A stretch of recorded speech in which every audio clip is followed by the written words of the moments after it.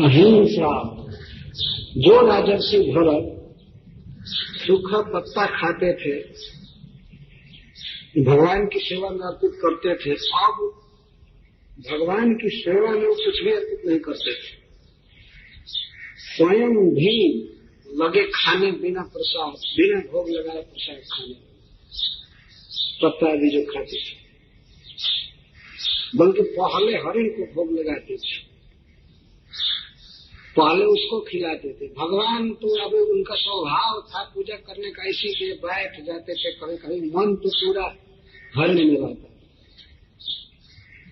तो इस तरह से सुखदेव गोस्वामी कहते हैं कि पुरुष परिचर्या जिन नियमों में और यम में पुरुष की परिचर्या आदि थी, सबसे पहला नियम भगवान की सेवा। तो भगवान की सेवा के साथ साथ यम नियम सब एक एक करके एक छूटते छूटते वियुज्यमाना, छूटते छूटते छूटते छूटते कतिपय न अहर्गण्यन, कुछ ही दिनों में किल सर्व एवं उद्वसन, सभी छूट गए।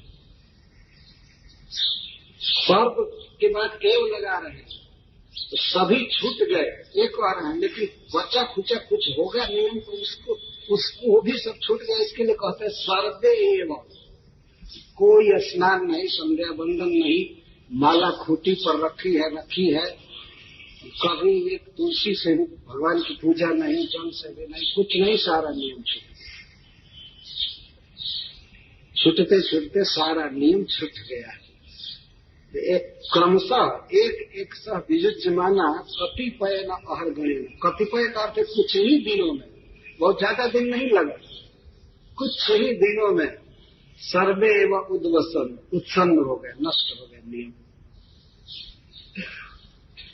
और मन में ये बात थी कि मैं बहुत अच्छा कर रहा हूँ, बहुत अच्छा कर रहा हूँ। उनकी उक्तियां आप सुनेंगे आगे क्या सोचते थे।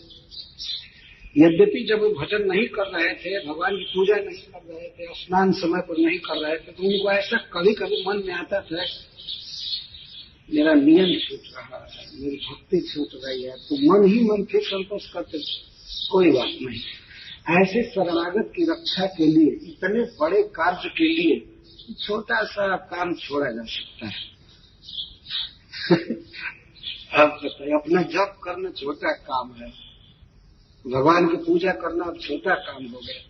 पूरा प्रजा का पालन छोड़ करके तो भजन करने आए और एक पशु पालन में लग गए। पूरी अगर यही करना होता तो राजा रहते और सारे सिंहों को मरवा देते, सभी हरिण की रक्षा हो जाती। ये वन में कुछ ऐसा नियम लागू करते कि सब कुछ छोड़ करके कृष्ण का भजन करने आए और अब एक हरिण पालन में लगे, सब नियम छूट गया। इससे बहुत सावधान रहना चाहिए, खास करके जिनके पास हरिण है। हरिण मतलब छोटे छोटे बच्चे। बहुत सावधान रहना चाहिए। और हरिण नहीं, इन दोनों में बहुत आसक्ति होती है। स्त्री और पुत्र में सबसे अधिक आसक्ति होता है और इन्हीं के चलते आदमी नियमों का उल्लंघन करता है। ये रहे ठीक है, लेकिन इनसे केवल प्रयोजन भर संबंध रखा जाए। उसको पढ़ा दे, लिखा दे, कपड़ा लत्ता जो कुछ देना हो दे, उसके लिए कमाए, लेकिन रात दिन चिंतन न करे। अरे सावधान रहना चाहिए कि उनके लिए हमारा भक्ति का नियम न खंडित हो। तो कोई सोचे कि भाई किसी दिन विशेष बात पड़ जाती है तो उस दिन छूट जाता है, तो एक दिन छूटा तो फिर मन में ये बात आ जाएगी, कल तो छूटा है, तो इसलिए कोई बात नहीं, आज भी कर ले, 2 दिन के बाद करेंगे। और जब 10 दिन बीतेगा तो मन कहेगा अब तो छूट ही गया, तो कोई बात नहीं, छोड़। हम लोगों का ये अनुभव है, मंगला आरती में उठते समय शाम को अलार्म देते हैं, अलार्म बजता है तो वही मन जो अलार्म दिया है वो कहता है अच्छा 10 मिनट रुक जाओ, अभी समय है, 10 मिनट रुक जाओ। 10 मिनट बीतता है तो सोचता है अच्छा और थोड़ा 10 मिनट रुक जाओ, और 20 मिनट बीता तो वही मन क्या कहता है अब तो बीत गया समय, अब तो नहाने में देर होगी, इसलिए बेटर है थोड़ा सो, अब तो बीत गया समय। एक ही मन कितना पैंतरा बदलता है। इसलिए कभी भी अपने मन पर विश्वास नहीं करना चाहिए। भगवान ऋषभ देव ने कहा सुखदेव गोस्वामी ने, न कुर्यात कर ही चित सख्य मनसी ही नवस्थित है, मन पर विश्वास नहीं करना चाहिए। कल वो बहुत विढंगे तौर से ये आत्मा को धोखा में डालता है मन, ये भगवान की तरफ आने देना नहीं चाहता। तो इस तरह राजर्षि का एक एक करके सब नियम समाप्त हो गया। किस तरह उनकी हरण के बच्चे में आसक्ति हो गई, उस आसक्ति का वर्णन सुखदेव गोस्वामी करते हैं। राजर्षि हमेशा अपने मन में यही विचार करते रहते थे, अहो बत अयम हरण कुणकः ईश्वर रथ चरण परिभ्रमण रहेण स्वगण सुहृद बंधुभ्य परिवर्जितः शरणं च माम उपसादितः मामेव माता पितरौ भ्रातृज्ञातुं जौथिकांश चैवज्ञेयाय नान्यं कश्चन वेद नान्यं कंचन वेद मयति विश्रद्ध अतएव मया मत्परायणस्य पोषण पालन प्रीणम लालनम अनुसूयना अनुष्ठेयम शरण्योपेक्षा भोस्ति आसक्ति प्रपंचयति अहो इत्यादिना इति कृतानुसंग इत्यंत प्रजमते। अहो बत, ये भी कह रहे अहो बत, अहो आश्चर्य के लिए है और बत दुख के लिए है। अहो कितना आश्चर्य है, इस काल चक्र में पड़ा हुआ यह हरिण बच्चा अकस्मात मेरे पास ला दिया गया। ईश्वर रथ चरण परिभ्रमण रहेगा। काल को ईश्वर के रथ का चरण कहते हैं, चक्का, काल चक्र। ईश्वर रथ चरण, ईश्वर में तो कृष्ण भगवान, भगवान के रथ का एक चक्का है, चक्र है, काल चक्र। और इस काल चक्र ने घूमते घूमते घूमते घूमते इस बच्चे को मेरे गोद में डाल दिया। आपने दिया कि इस मातृहीन बच्चे का पालन करो। काल चक्र को ईश्वर रथ चरण करा। जिस इष्ट देव का मैं भजन करता हूँ, उन्होंने हमें ये उत्तरदायित्व दिया इस बच्चे का पालन करने के लिए। तो काल चक्र ने इसको अपने माता पिता से वर्जित कर दिया। स्वगण सुहृद बंधुभ्य परिवर्जित हो गया। इसके कोई, इसका न समुदाय है, न इसके सुहृद है, न बंधु है। ये माता पिता ही नहीं है तो और समुदाय का प्रश्न ही करें। तो उनसे बिछुड़ गया, परिवर्जित और शरणम च माम उपसादित, और मेरी शरण में डाल दिया गया। ये दोनों काम काल चक्र ने किया, हमने नहीं किया। मैं कभी सोचा भी नहीं था कि हरण का पालन करूंगा, ये मेरी गोद में आ जाए। लेकिन भगवान के काल चक्र में, भगवान के रथ के पहिए में ला करके मेरे पास डाल दिया और बंधुओं से बिछुड़ा दिया। और यह भी ऐसा है, ये भी बच्चा ऐसा है कि मामेव माता पितरौ, ये मुझको ही अपनी माँ समझता है, ये मुझको ही अपना पिता समझता है। तो वो कहे तो समझ नहीं जाए, सब आप समझ रहे हैं। ये है आसक्ति। आसक्ति थी तो उस पशु में भी वो बुद्धि कर रहे हैं। तो पास में आकर के चाटने लगे, खुजलाने लगे सिंह से, तो कहते हैं हमको अपना पिता मानता है, हमको अपनी माँ मानता है। जिस प्रकार माँ पर विश्वास करता है, हर उस तरह से मुझ पर विश्वास करता है। माम एवं, केवल मुझे ही माता पितरौ, अपनी माँ समझ रहा है, अपना पिता समझ रहा है। भ्रातृज्ञात, अपना भाई गोतिया परिवार जो कुछ भी है, या जो ठीक अपने संघ का, झुंड का, ये हमको समझ रहा है। और हमारे अतिरिक्त किसी को जानता ही नहीं। नान्यम कंचन वेद, ये अन्य किसी को नहीं जानता है हमारे अलावा, किसी को नहीं जानता, हमको जानता है और किसी को नहीं जानता। और मैं अति विश्रद्ध और मुझमें अति विश्वास करता है। कितना विश्वास है, हमको अपने रक्षक समझता है, माता पिता समझता है, हम पर डिपेंड है, हमको अपना आश्रय समझता है। इसलिए मया अपनी, मेरे द्वारा भी, अतएव मया, मेरे द्वारा भी इसका पालन होना चाहिए। जब मुझ पर इतना विश्वास करता है और ऊपर से ईश्वर ने ला करके मेरे गोद में इसको दिया है, ये मत परायण से मेरे शरण में है, इसलिए इसके पोषण, पालन, प्रेरण, लालन में हमें दोष दृष्टि नहीं करनी चाहिए। अनुस्वीना ऐसी दोष दृष्टि नहीं करनी चाहिए कि इसके चलते हमारा जप नहीं हो रहा है या पूजा नहीं हो रही है, कोई बात नहीं। इसके पालन में हमारा भजन छूट रहा है तो इसमें हमें दोष नहीं देखना चाहिए, क्योंकि सबसे बड़ा दोष मैं जानता हूं शरणोपेक्षा दोष विदुषा। मैं विद्वान हूं किस विषय में कि शरणागत की उपेक्षा नहीं करनी चाहिए। शरणागत की उपेक्षा करने में बहुत बड़ा दोष है। सभी माता पिता तो यही सोचते हैं कि मेरी शरण में ईश्वर ने डाल दिया इस बच्चे को, इसके पालन के लिए भी हमारे जीवन का परमार्थ भगवत भक्ति स्वार्थ नष्ट हो रहा है तो कोई बात नहीं, भगवान ने हमें उत्तरदायित्व दिया। शरणोपेक्षा दोष विदिष्टा माया, ये कहते हैं मैं जानता हूं जीवन में सबसे बड़ा दोष क्या है। सबसे बड़ा दोष है शरणागत की उपेक्षा करना। आजकल लोग धड़ल्ले बोल देते हैं कि भगवान की सेवा जरूरी है कि समाज की सेवा जरूरी है। कई लोग पूछते हैं और पूरे मानव समाज में ये धारणा छा गई है कि समाज की सेवा करो, ये सेवा करो, ये करो करो। जरूर समाज की सेवा करनी चाहिए, लेकिन प्रथम है ईश्वर की सेवा। भगवान की भक्ति प्रथम वस्तु है, उसको करके ही और कुछ किया जा सकता है, उसको छोड़ करके नहीं। यदि भगवत भक्ति छोड़ करके कोई समाज के हित के लिए कुछ काम करे तो वो सब व्यर्थ हो जाएगा। और आसक्ति में बंद करके इसी तरह से आदमी सोचेगा। शरणागत की उपेक्षा के दोष को मैं जानता हूं, इसलिए मेरे द्वारा उपेक्षा नहीं होनी चाहिए इस बच्चे को। अब देखिए, अब झूठ-मूठ के अब पहले के इतिहास का उदाहरण दे रहे हैं।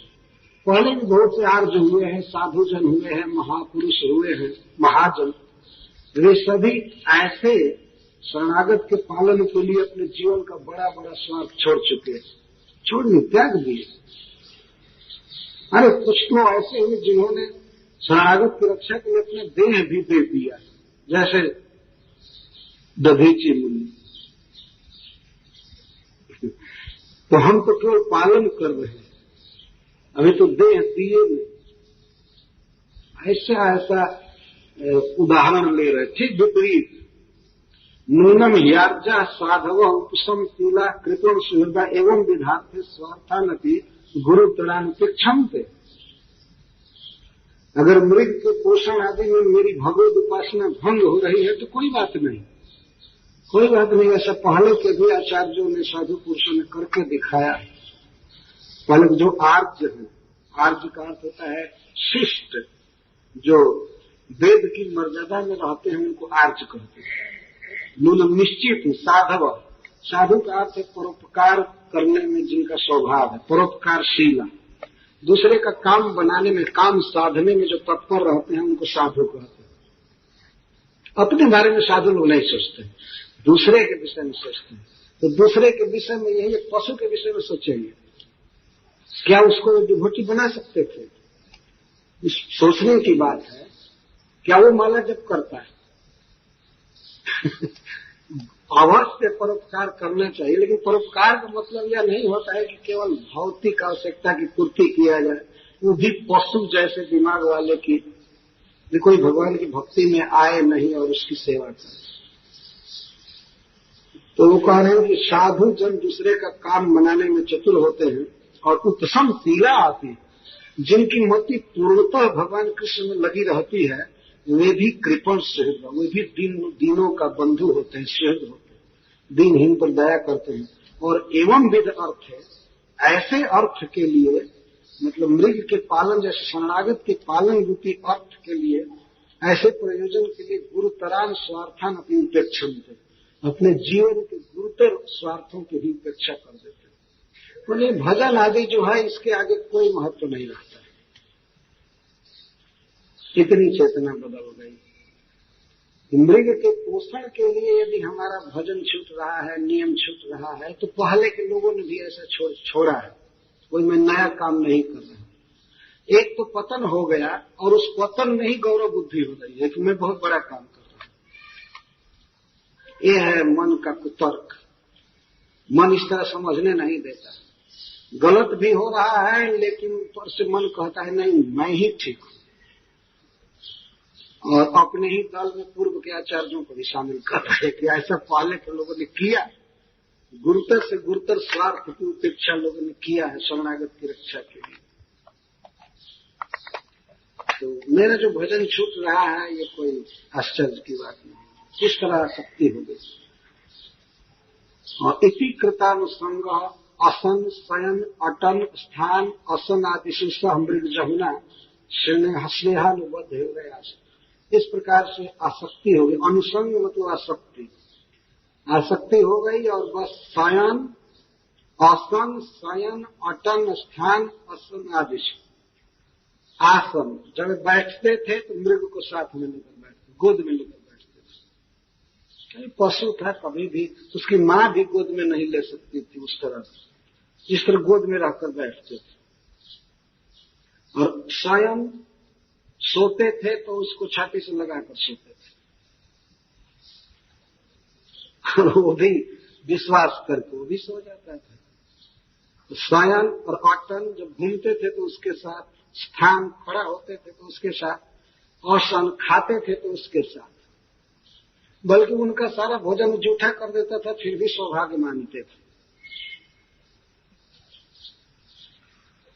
पूजा करते थे और पूजा के पुष्प को और फूल को गंदा कर देता था, मुंह से छू देता था, तब भी वो दोष दृष्टि नहीं करते थे। इस तरह से बुद्धि हो गई। तो घूमते समय, चलते समय, खड़ा होते समय उसी के साथ रहते थे। स्नेहानुबद्ध हृदय, स्नेह का अनुबंधन लग गया उनके हृदय में, उसके साथ स्नेह का बंधन। वो जहां जाता था जाते थे, ले जाते थे, घूमते थे। कभी डरते थे कि यहां छोड़ करके जाऊंगा तो बाघ आकर खा जाएगा, उसके बिना जा भी नहीं सकते थे। उसी को देखना, छूना, चिंतन करना, इस तरह से उसमें आसक्ति हो। कभी कभी भगवान की पूजा के लिए लकड़ी लाने जाते थे, फूल, फल, घास या पत्ता, कंदमूल, तो उसको साथ में लेकर जाते थे। यह आश्रम पर छोड़ना ठीक नहीं, हमेशा साथ में रहना। इस तरह से साथ में रहते रहते उनका पूरा स्नेह बंधन हो गया और सारे नियम छूट गए भगवत भजन के।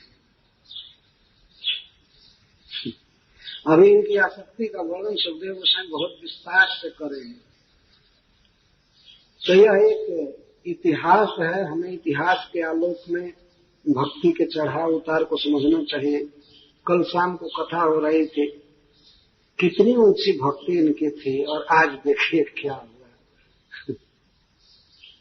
कृष्ण की भक्ति छोड़ने में ही गौरव बुद्धि कर लेना, ऐसे छोड़ते हैं कोई बात। बहुत से लोगों ने छोड़ा है, मैं सबसे अच्छा काम कर रहा हूं। प्रत्येक मनुष्य वास्तव में इसी अज्ञान में है। वो जो करता है उसी को सोचता है बस आई एम क्वाइट फिट, जो कर रहा हूं बिल्कुल ठीक। और उस शास्त्रों का उदाहरण भी अपने अनुकूल ले लेता है। शास्त्र तो सभी प्रकार की बातें कहते हैं, सभी बात कहते हैं, तो जो अपनी आसक्ति के अनुकूल होता है उसको ग्रहण कर लेते, अथवा उसका अर्थ परिवर्तन करके समझ लेते। ये शास्त्र हमारे काम को कंफर्म कर रहा है, हम जो कर रहे हैं वो ठीक कर रहे हैं।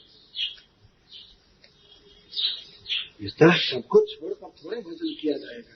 कभी कभी लोग ऐसा कहते हैं ठीक नहीं, इसकी सेवा करो, उसकी सेवा करो, माया में रहो, परिवार में रहो, ये रहो, वो रहो। रहे हम लोग भी ऑब्जेक्शन नहीं करते, लेकिन हम लोगों का पॉइंट ये है कि प्रथम भगवत भक्ति रहे, उसको बाधित करके कोई कर्म नहीं करना। वह होता रहे इसके साथ और हो जाए ठीक है, और उसके लिए अगर इसको छोड़ा जाए तो ठीक है, लेकिन घर के काम के लिए भगवत भक्ति को नहीं छोड़ा जा सकता है। इतना ध्यान रखना चाहिए। तो आगे हम सुनेंगे राजर्षि भरत किस तरह से और अधिक से अधिक आसक्त थे हरि। हरे कृष्ण।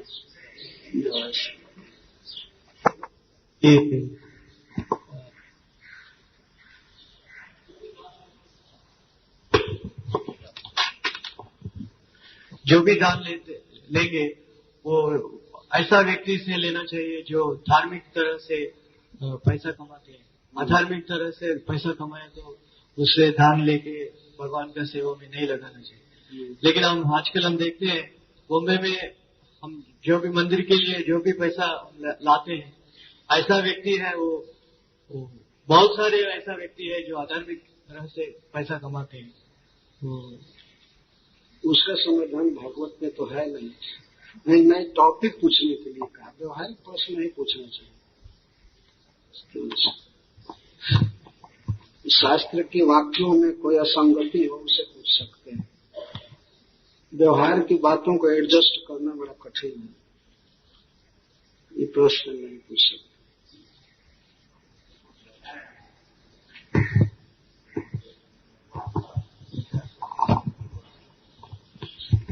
जो भरत महाराज जी का जी, लेकिन प्रभुपाद जी ने परपोर्ट में एक जगह में लिखते कि उन्होंने गुरु का आज्ञा पालन नहीं किया, उसलिए पतन का कारण हुआ, कुछ ऐसा। तो ये संदेह परपोर्ट में लिखा है प्रभुपाद जी ने। नहीं, उस परपोर्ट का आशय ये है कि हमें सावधान रहना चाहिए। हमें ऐसा नहीं मान लेना चाहिए कि हमारे पतन भगवान की इच्छा से हो रहा है। जो सामान्य नीति है, प्रभुपाद जी ने लिखा है कि गुरु की आज्ञा के अवहेलना नहीं करनी चाहिए, लेकिन तत्वतः राजर्षि भरत ने गुरु की आज्ञा की अवहेलना किया, यह बात नहीं है। एक बात है कि वे सत्संग में जीवन नहीं बिता रहे थे और कुसंग में पड़ गए। सत्संग उनके लिए सुलभ नहीं था, लेकिन गुरु की आज्ञा की उन्होंने अवहेलना की हो, ये बात तो नहीं। और कोर्ट में लिखा है प्रभुपाद जी ने भागवत। हाँ, लेकिन वहां वास्तव यह है कि साधु संग करना चाहिए। मान लीजिए हम कोई काम कर रहे हैं तो अपने समझ से हम हो सकता है कि हम अच्छा कर रहे हैं, लेकिन साधु समाज रहता तो बताता कि नहीं आप गलत कर रहे हैं, इस पशु को हटाइए आश्रम से, इसको छोड़ दीजिए वन में। किसी से पूछे नहीं, कंसल्ट नहीं किए और ला करके रख लिए। इस तरह से किसी व्यक्ति को पूछना चाहिए। अपने घर में कुकुर ला करके रख देते हैं, पूछना चाहिए बड़े लोगों से कि रखे या नहीं रखे। एक कुत्ता के विषय में तो पूछना भी नहीं चाहिए, ऐसे पूछ रहे।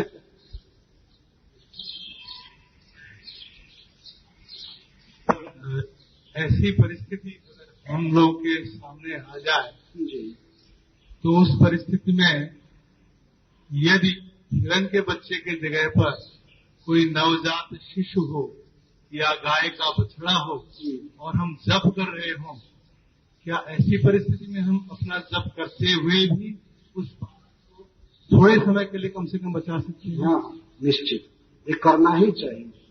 राजर्षि ने जो कुछ किया वो धर्म था। भक्त कोमल हृदय का होता है, दया होती है। इस तरह से किसी को अपने सामने मरते हुए देख करके पत्थर हृदय नहीं बना रह सकता। भजन करते हुए क्या, अगर थोड़ी देर के लिए भजन छोड़ना भी पड़े तो ये काम करना चाहिए। और इससे ये डरना नहीं चाहिए कि हमारी दशा राजर्षि भरत जैसी हो जाएगी, ऐसी बात नहीं है। लेकिन हाँ, अब अति मात्रा में नहीं होना चाहिए। जब ही नियम छूट रहा हो ज्यादा तो समझ लेना चाहिए खतरा हो रहा है। वो अपने घर में बच्चा हुआ है और हम सोचे कि हम इसका पालन ना करें, छोड़ दो क्योंकि हमारी भक्ति छूटेगी, ये तो बुराई हो गई, तो दोष हो गया। बच्चा है तो बच्चा का पालन करेंगे, स्त्री है स्त्री से स्नेह करेंगे, लेकिन उसकी एक सीमा होती है। सीमा तक किए, इसके बाद अपने जीवन का जो कर्तव्य है वो किए। इस प्रसंग से ये नहीं मतलब है कि बस कुछ भी न करे। चाहे हमारे सामने कोई मर रहा हो, कुछ भी कर रहा हो, कोई भी रोगी दुखी कुछ भी हो, हम ना करें। तो अपनी भक्ति कर, हम कर भी नहीं सकते, वैसे कर भी नहीं सकते। हम अपनी आवश्यकता से ही इतना बाध्य हैं कि हम 24 घंटे भजन कर नहीं सकते। इसलिए उस अवसर पर रक्षा करनी ही चाहिए।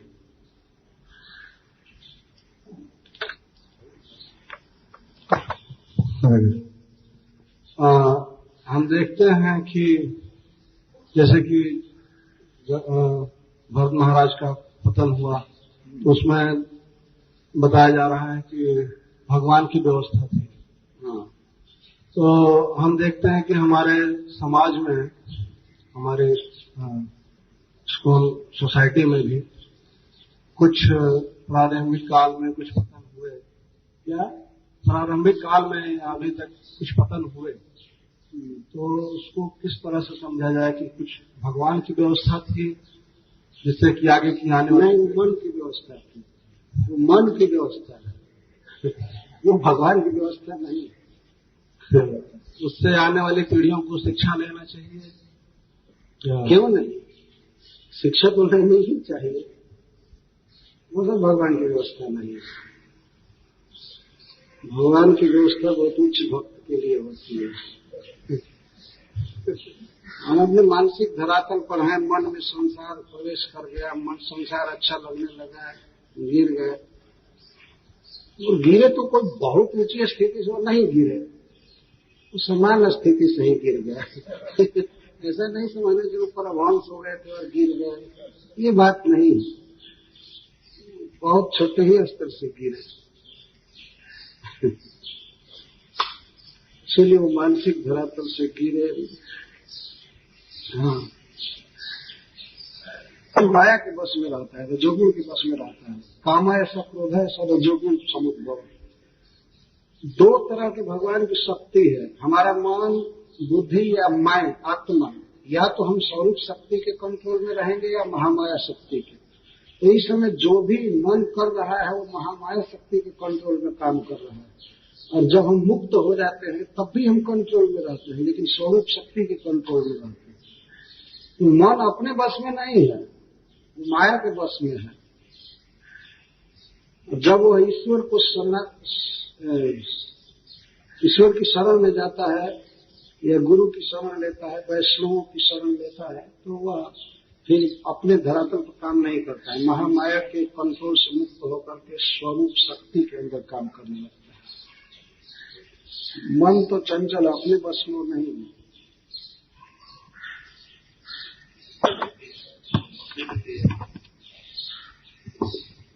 जी हाँ, जैसे यहाँ है तो ये मंत्र भावक पे जाना। जी जी जी। तो मन जो है, वास्तव में जो व्यक्ति मन को अपने बस में रखते हैं तो मन उनका मित्र हो जाता है। बस में किया हुआ मन अपना मित्र होता है, और जब हम मन के बस में रहते हैं तो हमारा शत्रु होता है।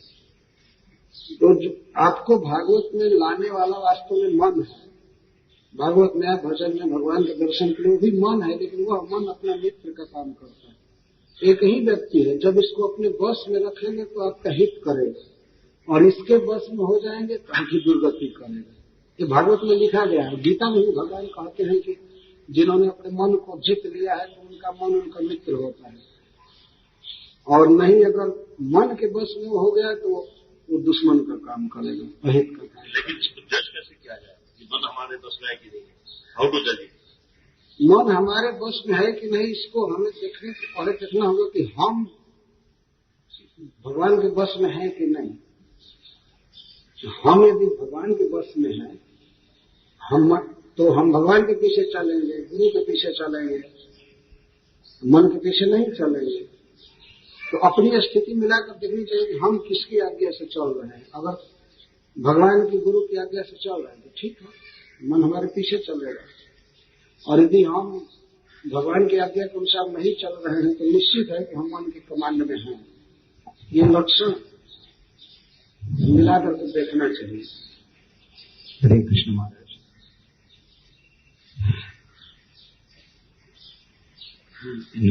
ज्ञान मार्ग में कोई ज्यादा से ज्यादा ज्ञान मार्ग में तो भजन बताते हैं कि शादी का कोई मौका नहीं।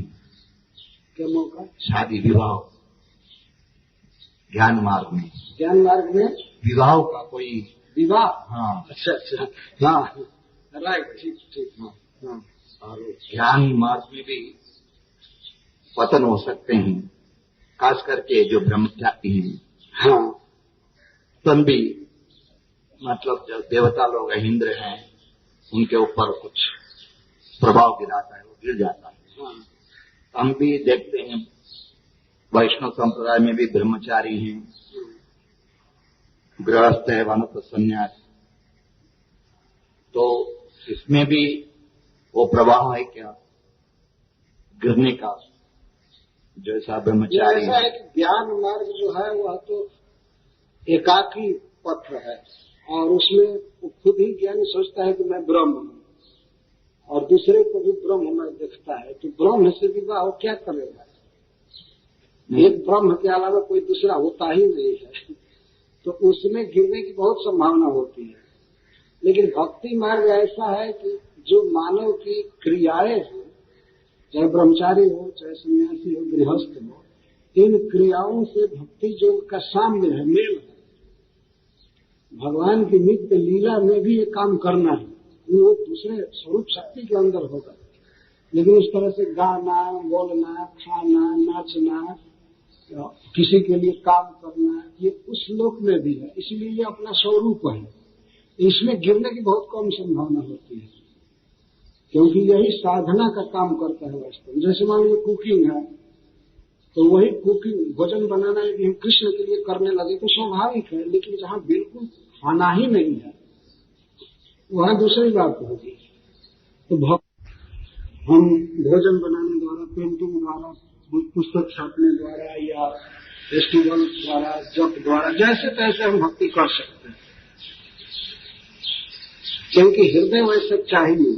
बल्कि जो लोग आसक्त हैं, माया में हैं, वो ज्यादा भक्ति कर सकते हैं, क्योंकि उनके हृदय में ऑलरेडी वो प्रवृत्ति आ गई है किसी में आसक्त होने की, तो वो जल्दी आसक्त हो सकते हैं कृष्ण में। केवल ट्रांसफर करने की जरूरत है, उनकी धारा को केवल मोड़ना है।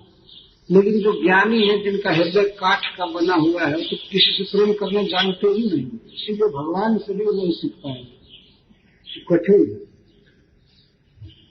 तो ज्ञानियों के लिए संभव नहीं है। लेकिन अन्य भक्ति मार्ग में गृहस्थ, ब्रह्मचारी, वानप्रस्थ, सन्यासी को कोई भेद नहीं है, कोई भी कर सकता है, लेकिन अपने अपने ढंग से करेंगे। महाराज, जब कोई व्यक्ति भक्त नहीं है और उनके विचार, उनके मन में जो विचार उठता है कि साधु संगति करनी चाहिए, ये भागवत सुनना चाहिए, तो वो माया के विचार माना जाएगा? नहीं, जब भगवान की ओर कोई विचार प्रेरित करे तो माया का विचार है ही नहीं। माया का मतलब ही है कृष्ण से दूर करना। जो कृष्ण के तरफ, भक्तों की तरफ बढ़ने का विचार आवे तो वो माया नहीं। माया का मतलब कृष्ण से दूर विचार जाए, दूर दृष्टि जाए। पर यहाँ पर प्रश्न महाराज ने अभी भी मेरा नहीं हुआ है, क्योंकि कोई व्यक्ति गया ही नहीं भगवान की ओर और उनके माइंड में भी कभी विचार उठता है, इस जन्म में कभी मंदिर नहीं गया जी, तो उनके माइंड में विचार उठेगा, तो वो कैसे उठेगा? माया नहीं, वो भी कोई जदृच्छा उसको कहते हैं। पूर्व जन्म के साधु संग से, ये शुभ कर्म के प्रभाव से ऐसी मति आती है। माया के कारण नहीं आ सकती। माया अंधकार की तरह है, कृष्ण से विमुख रखना ही उसका काम है। तो उसके कारण नहीं, पूर्व जन्म के साधु संग या सुकृत से वो विचार उत्पन्न होता है आपका। माया से उत्पन्न नहीं हो सकता। किसी न किसी शुभ कर्म से, शुभ कर्म मतलब साधु सेवा से, संगति से उत्पन्न होता है।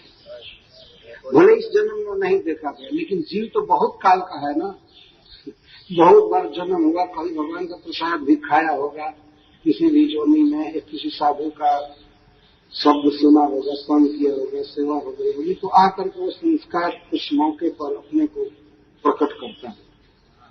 इसलिए वही कारण है। माया कभी भगवान की तरफ नहीं भेजती।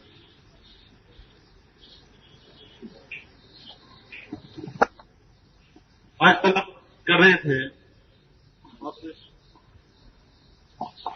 भारत भरत कई तरह के यज्ञ करते थे। क्या यज्ञ? जब उसमें एक अश्वमेध यज्ञ है, तो उसमें ब्रैकेट में लिखा है प्रभुपाद जी की बुक में, जिसमें अश्व की बलि दी जाती है, घोड़े की। हाँ। तो उस वक्त भी ये बलि हाँ हाँ, पशुओं का घोड़े को यज्ञ कुंड में डाला जाता था और नया बन करके निकाला जाता था। ये शास्त्र कहता है। तो वास्तव में वह बलि नहीं, वो मारना नहीं था, उसको नवजीवन देना था, ये शास्त्र कहता है। जो ये बलियां दी जाती हैं देवताओं की पूजा में, किनकी पूजा में? आजकल कई लोग बलि देते हैं देवताओं को खुश करने के लिए, बकरे की बलि। हाँ, बकरे की बलि जो लोग देते हैं ये भी शास्त्र में लिखा गया है, लेकिन यह उन लोगों के लिए है जो उच्छृंखल मांसाहारी है। उच्छृंखल बिना मांस खाए नहीं रह सकते हैं, तो उनके लिए विधान है कि तो बकरा महीना में एक दिन खा लो, गाय को छोड़ दो कम से कम। पाप है, लेकिन बहुत बड़े पाप से बचाने के लिए ये पाप करने को कहा जाता है।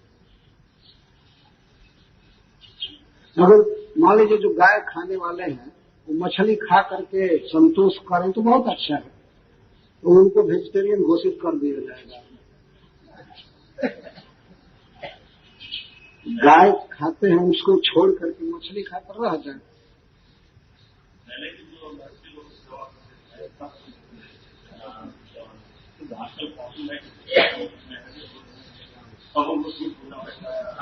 नहीं, वैसी तपस्या संभव भी नहीं है और आवश्यक भी नहीं है। उतना हम लोग कर नहीं सकते, उतना 1000 वर्ष जिएंगे ही नहीं, क्या करेंगे, उतनी शक्ति नहीं। एक दिन एकादशी का उपवास करने में तो नानी मरती है, क्या तप करेंगे, है कि नहीं? हम लोग जो खड़े होते थे तो 1000 वर्ष खड़े रहते थे, सोते नहीं थे। हम लोग तो बिना सोए रोज नहीं रह सकते, क्या तप करेंगे? हमारे लिए तप यही है कि हम शुद्ध आहार करें, भगवान का जप करें, उनका ग्रंथ पढ़ें, सेवा करें, प्रचार करें। हमारे लिए तप यही है। वो तप करना भी नहीं है, कर सकते भी नहीं। रामायण में भगवान ने बोला था, राम भगवान ने, कि जो शरणागत को छोड़ देते हैं उनको देखने से भी पाप लगता है। सही है। शरणागत की उपेक्षा नहीं करनी चाहिए। मान लीजिए कोई बच्चा हमारे घर में जन्म लिया तो माता पिता के शरण में आया है, तो उसको फेंक दे, कोई सेवा न करे, तो ऐसे आदमी का मुंह देखने पर भी वास्तव में पाप लगेगा। तो शरणागत का त्याग नहीं करना चाहिए, लेकिन उस त्याग नहीं करने का मतलब ये नहीं है कि अब उसको 24 घंटा सिर पर ढोया करे। वो 10-20 वर्ष का हो जाए तब भी बस टांगे हुए चले। शरणागत वत्सलता का ये मतलब नहीं होता है। शास्त्र में लिखा गया है कि 9 बजे तक, सवेरे से 9 बजे तक अपने परिवार के लोगों को शत्रु समझे। उनसे बात न करे, अपनी पूजा पाठ करे, भगवान की भक्ति करे, और 9 बजे के बाद तब उनको अपना बंधु समझे। मतलब उनके लिए कमाए, ऑफिस जाए, दुकान में जाए, और शाम के समय फिर उनको शत्रु समझे। रात के समय सोने से पहले उनसे भेंट नहीं करना चाहिए, भगवान में चित्त लगाकर सो जाना। तो 10 बजे से लेकर के लगभग 7 बजे तक वे हमारे बंधु हैं, हमारे मित्र हैं, बच्चा है, स्त्री है, लेकिन सोने से पहले और जगने के बाद केवल भगवान का स्मरण करना चाहिए, उनका नहीं। ऐसा शास्त्र कहता है। जो है उन्होंने आज जी प्रभु ने जो शंका उठाई उसके बारे में सुना है और पढ़ा है कि पशु बलि के समय जो ब्राह्मण इतने पवित्र थे तो पशु योनि में से उनको ऊर्जा गति जाने का संकल्प करते थे, तो मनुष्य योनि में से भक्ति मार्ग में लग जाए। अब कलयुग में कोई करता है संकल्प, खाली खाने को चाहते, इसके लोग पाप योनि में जाते हैं। खाने वाले पाप योनि में इसके लिए जाते हैं। हाँ, पशु का कल्याण की कोई इच्छा करते ही नहीं है। हम खा ले। बकरे के बारे में बात करते हैं, बकरे का ऊर्ध्व गति योनि में गति हो गए, ऐसा संकल्प कोई करता ही नहीं, क्रिया ही नहीं करते, इसके लिए वो लोग पाप खाते हैं। हरे कृष्ण। आपका क्या कहना है? मैं समझा नहीं आपकी। अरे बोल श्री प्रभुपाद की जय, भागवत भक्तन। हरे कृष्णा। उनका आनंद और अधिक बढ़ गया अकेले होने पर, क्योंकि भगवत आराधना में रहते थे। एकलह शब्द यहाँ बहुत महत्वपूर्ण है। राजर्षि भरत जब घर छोड़े तो ऐसा नहीं कहे कि 10-20 चेला चलो मेरे साथ, मेरा सामान ढोया करना। और कुछ त्याग होना चाहिए। अभी अकेले भी रह करके देखना चाहिए कैसे रहा जाता है कि नहीं। राजर्षि थे, पूरे विश्व के अकेले रहने लगे। हम लोग 2-4 दिन भी अकेले नहीं रह सकते। ये बहुत महत्वपूर्ण बात है। भगवान के लिए सब कुछ छोड़ा जाता है, सब कुछ छोड़ा जाता है। ये देखिए राजर्षि की विशेषता, सब कुछ छोड़कर एकला हो गए, अकेले हो गए। उल्हाश्रम उपवन में रहते थे, वन में रहते थे।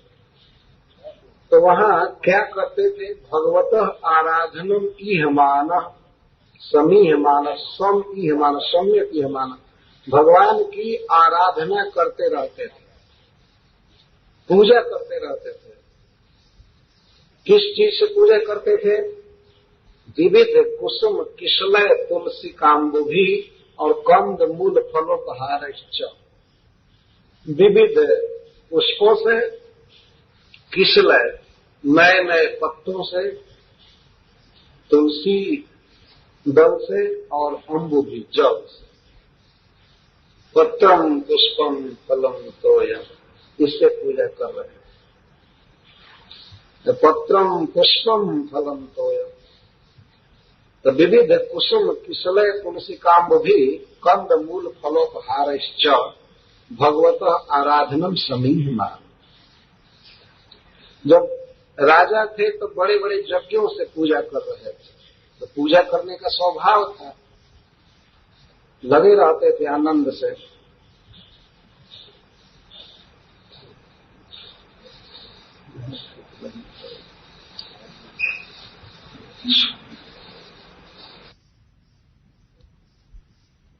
भावेन तत्र तत्र, अध्याय 8 है, श्लोक 13। विषक्तमति प्रणय भर हृदय, अति प्रणय भर हृदय कार्पण्या स्कंधेन उद्वहति एवं उत्संगे पुरसी च आधाय उपलालयन मुदम परमा अवाप। कैसी आवाज है?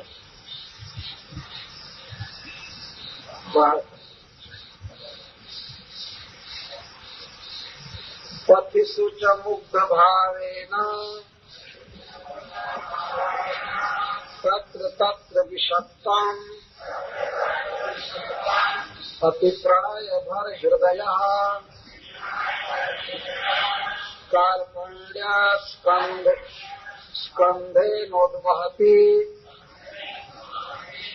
एवं उत्संगे उरसी चाधाय उपलालयन मुदम परमामवाप। पथिषु च मुग्ध भावेन तत्र तत्र विषक्ता अति प्रणय भर हृदय कार्पण्या स्कंधे नोद्वहति एवं उत्संगे उरसी चाधाय उपलालयन् मुदम् परमामवाप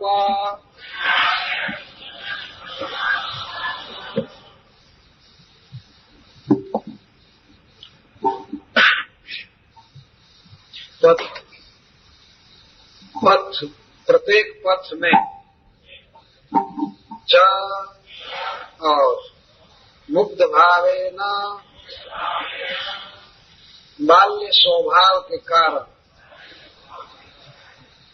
अज्ञ होने के कारण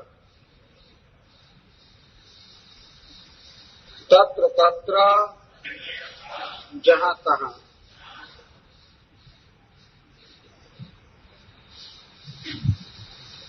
विषक्ता फंसे हुए अति प्रणय भर हृदय अतिशय स्नेह से भरे हुए हृदय वाले कार्पण्या दीनता बस मृग का वियोग नहीं सह सकने के कारण स्कंधेना कंधे से खुद बहाती ढोते थे एवं और इसी प्रकार उत्संगे गोद में उरसी वक्षस्थल में च और आधाया रखकर उपलालयन अधिक लालन करते हुए मुदाम आनंद परमा अति अवाप पाते थे।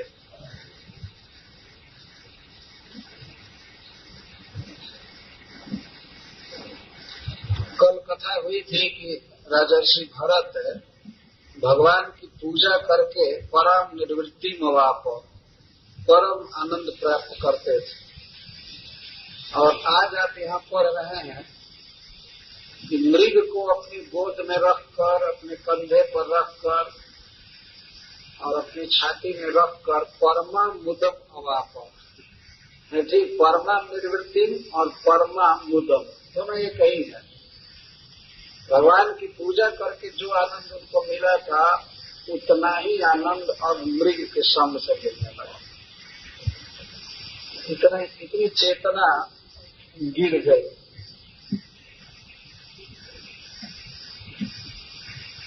तो पथिषु च मुक्त भावे न तत्र तत्र विषक्तम। पहले सुखदेव गोस्वामी ने कहा कि स्नेहानुबद्ध हृदय आसित, उनका हृदय मृग शावक के साथ स्नेह बंधन में बंध गया। स्नेहानुबद्ध हृदय सदा स्नेह बना रहता था। तो वो किस तरह से स्नेहानुबद्ध हो गए उसी का वर्णन आगे कर रहे हैं। वे कुश से स्वामी फल क्लास आदि लाने जाते थे तो उसको साथ में ले जाते थे। अब 13वें श्लोक से हम चालू कर रहे हैं।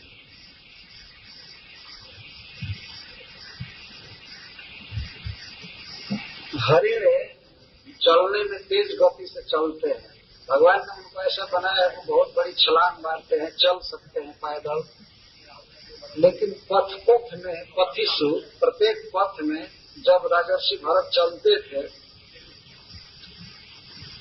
तो वह हरिण मुक्त भाव से कहीं कहीं विषक्त हो जाता था। विषक्त का अर्थ फंस जाना, रुक जाना। वो कहीं कोमल तृण चढ़ने लगता था या कहीं महा कीचड़ गर्दन के ऊपर फंस जाता था। उसको पता नहीं चलता था, बच्चा था, मुग्ध भाव मतलब बाल्य भाव, जो पता नहीं था कि मैं यहाँ घास चरने जा रहा हूँ तो मेरा पैर फंस जाएगा। तो कभी कभी फंस जाता था कीचड़ में, पंख में। तो इसको विषक्तम कहेंगे। अथवा कहीं कहीं घास चरने में रुक जाता था, चलता नहीं था। तो महाराज भरत इतना स्नेह उस हरिण से करते थे कि उसके रुक जाने पर ये विचार करते थे कि वो थक गया, फंस गया। अरे तुमको इतना मालूम नहीं है कि यहाँ पंख था, तो इतना अज्ञ हो गए, उठाकर गोद में रख लेते, तो इसको फंसने नहीं देंगे, अब इस चलने में थक गया है, उसको उठा करके चलते। स्कंधे न उद्बहती, स्कंध से उद्बहती, उद्बहती मतलब उठा करके बहती, वहन करते, कंधे पर लेकर के ढोते थे।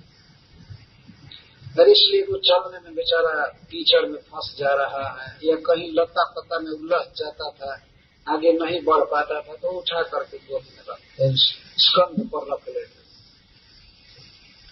ये आसक्ति क्यों रख लेते थे? कार्पण्य, कार्पण्य कहते हैं दीनता को, मतलब उस मृग शिशु के वियोग को वो एक मिनट भी नहीं सह सकते थे, इसको दीनता कहते हैं।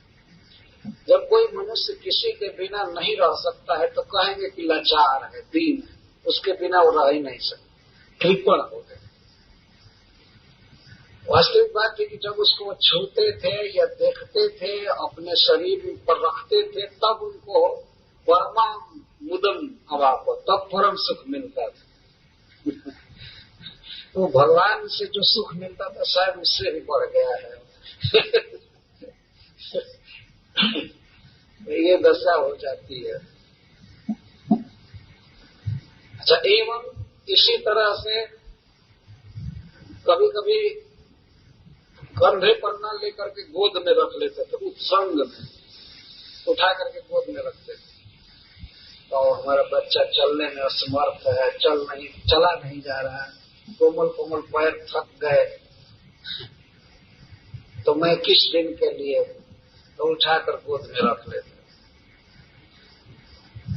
और उरसी आधा है, जब चलते थे तब गोद में रखते थे और बैठते थे तब छाती में रख लेते थे। उरसी आधाय ऐसे जैसे बच्चे को हम लोग रखते हैं गोद में, वैसे रख लेते थे। वास्तव में ये सारी भावनाएं मन में है, किसी में सुख नहीं है न किसी में दुख है। मन मान लेता है कि इस व्यक्ति से हमको सुख मिल रहा है और दूसरे से दुख मिल रहा है, तो उनके मन में ऐसा अभिनिवेश हो गया था, इसलिए उसको उरसी और उत्संगे आधाय परम सुख पाते थे। इस संसार में वास्तव में यह एक भौतिक सुख है, विशेष करके अपने पुत्र को अंक में रखने का सुख है। इस संसार के सुखों में बहुत बड़ा सुख है।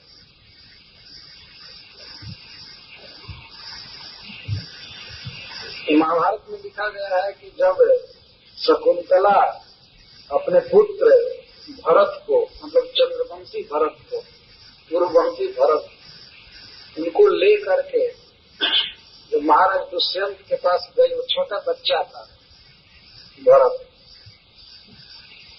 तो शकुंतला महाराज दुष्यंत से प्रार्थना करने लगी कि यह आपका बच्चा है, मैं आपकी पत्नी हूँ, आप हमें स्वीकार कीजिए, आपसे जन्मा हुआ है। तो महाराज ने अस्वीकार कर दिया, कि नहीं, यह मेरा पुत्र नहीं है, जबकि वो उनका पुत्र था। गांधर्व विवाह किया था वन में उन्होंने, लेकिन वे चाहते थे कि जनता के सामने सत्य आवे। अगर हमारा सही संबंध होगा तो देवताओं को बोलना पड़ेगा कि यह मेरी पत्नी है। वो इस आश्वासन में थे। तब तक आकाशवाणी हुई कि महाराज, यह आपका पुत्र है और यह आपकी पत्नी है, धर्म के अनुसार आप इसे स्वीकार कीजिए। आकाशवाणी हुई, तो आकाशवाणी के पहले शकुंतला उनसे कहती है कि हे प्रियतम, इस संसार में जितने भी सुख है, सबसे बड़ा सुख है अपने देह से जन्मे हुए पुत्र को अपनी गोद में रखना। शकुंतला कहती है, आप इस सुख के लिए लालायित नहीं है, कैसा आपका कर्कश जीवन है। वास्तव में यह सुख है। इस घर गृहस्थी में यदि यह सुख नहीं होता, अपनी पत्नी से बात करने का, मिलने का, हंसने का और बच्चे को गोद में लेने का, तो इस घर गृहस्थी में दुख के अलावा और कुछ नहीं। सुख केवल इतना ही है। तो उस समय आदमी सारा दुख भूल जाता है। भगवान कृष्ण ने भी रुक्मिणी जी से कहा है परिहास में, हे प्रिय, गृहस्थों के लिए तो बस इतना ही सुख है, कभी अपनी स्त्री के साथ एकांत में बैठकर मजाक कर लिया, परिहास कर लिया, कुछ सुख के साथ समय कट जाता है। नहीं तो हम लोगों के ऊपर तो केवल संसार का भार है। वे ऐसे मजाक करने लगे कि तुम भूल से मुझको पति बना ली हो, मैं तो राजा नहीं हूँ, ये नहीं हूँ, वो नहीं हूँ, अभी भी समय देता हूँ, तुम जाकर दूसरे से विवाह कर लो। इतनी बात कहने लगे। रुक्मिणी जी मूर्छित हो गई गिरकर सुनते। वो बहुत बड़ा प्रसंग है दशम स्कंध में। तो अंत में रुक्मिणी जी ने कहा कि तो इस तरह का परिहास किया जाता है, ऐसा क्यों किए?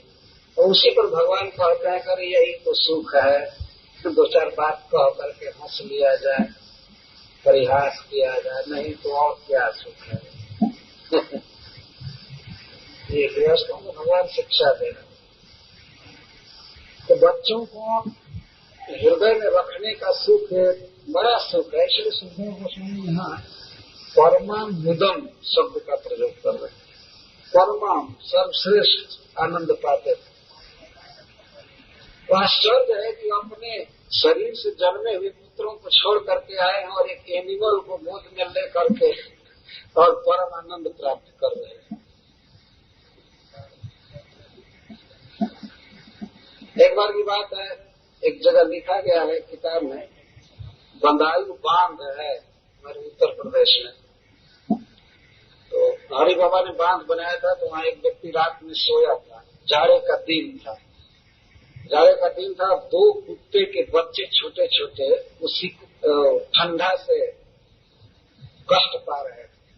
तो एक महात्मा से साधु थे, वो बच्चों को ले करके और अपने गोद में रख लिए, कुत्ते के बच्चों को, और ऊपर से रजाई ओढ़ लिए। तो किसी ने उनको बुलाया कि आइए यहाँ काम है। तो कहते हैं रुको, अभी मैं भगवान की सेवा कर रहा हूँ। भगवान की सेवा कर रहा हूँ। तो कहा हाँ हमको भगवान मिल गए हैं, हम भगवान की सेवा कर रहे हैं। तो उसको बड़ा आश्चर्य हुआ पूछने वाले को कि सचमुच भगवान प्रकट हो गए हैं, क्या हो गए। तो बाद में जब वो रजाई हटाए तो देखे कि ये दो भगवान उनके छाती पर खेल रहे, वो दो कुत्ते। इस तरह से ये जो मायावादी साधु हैं, ये लोग तो किसी को ही भगवान कह देते हैं। उनकी आसक्ति थी, उनको छू करके वो आनंद पाते थे, कुत्ता को आनंद हो या न हो। तो राजर्षि भरत की मिथ्या बुद्धि हो गई, इसके संग से मुझे सुख मिल रहा है, और क्षण भर भी उसका बीजोग सह नहीं पाते थे।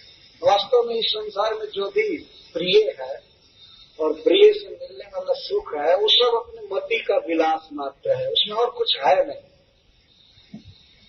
मति विलसित एक मान्यता पर है। तो मैं बहुत व्याख्या नहीं करना चाहता हूँ, हमारा कोर्स बहुत पीछे छूटा हुआ है, इसलिए मैं जल्दी जल्दी आगे बढ़ना चाहता हूँ। आप सुधे श्रोता हैं, विद्वान हैं, आप लोग समझ लेंगे। मैं बहुत परिश्रम करके लिखा हूँ प्रभुपाद जी के प्रवचन से और आचार्यों की टीका से। मैं प्रयास कर रहा हूं कि बिल्कुल शुद्ध कहूं, लेकिन फिर भी मायाबद्ध जीव होने के कारण कुछ न कुछ त्रुटि कमी आ ही जाएगी। तो उत्तम श्रोता का लक्षण लिखा गया है, कहा गया है कि वे सूप के समान होते हैं। सूप समझते हैं, ओसाया जाता है अनाज या फटका जाता है।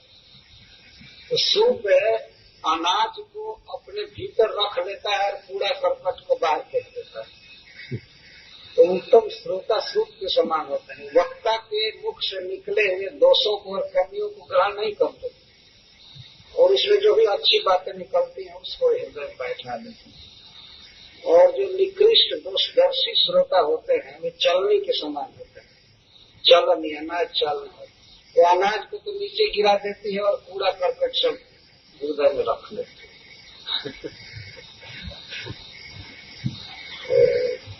हमको तो विश्वास है कि आप सूप श्रोता है, आप हमारे दोषों को ग्रहण नहीं करेंगे। दोष तो आएगा, इसमें संदेह नहीं, लेकिन विद्वान लोग जो दूसरों के दोष को नहीं देखते हैं, वे सुधार करके ग्रहण कर लेते हैं।